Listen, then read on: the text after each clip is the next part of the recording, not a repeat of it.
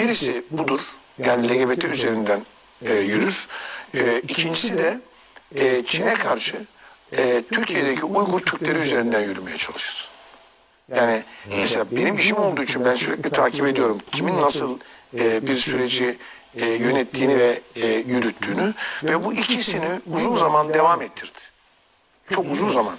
Ve LGBT'yi biraz Uygur Türkleri üzerinden yürümesi de Çin'le Amerika'nın Türkiye'yi bir saha olarak görüp Amerika'nın Türkiye üzerinden Çin'e ve Türkiye'yi de etkileyerek aslında bir taşla iki kuş vurarak Türkiye'yi de etkileyerek böyle bir bizim Doğu Türkistanlı, Uygur Türk'ü kardeşlerimize yönelik yapabileceğimiz herhangi bir durumu oluşturabilmek, onların da Türkiye'deki Uygur Türkleri üzerinden Çin'i sıkıştırma politikasını devam ettirebilmek.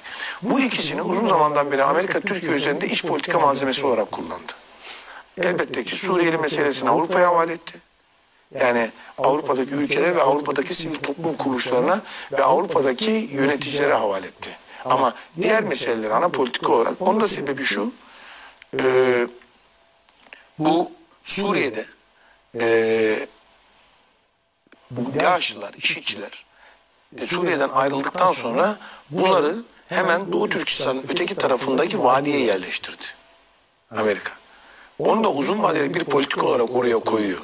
Ve orada bir gün, yani Afganistan'ın içerisinde, Afganistan'la şeyin arasında, Doğu Türkistan arasındaki bir vadiye yerleştirdi.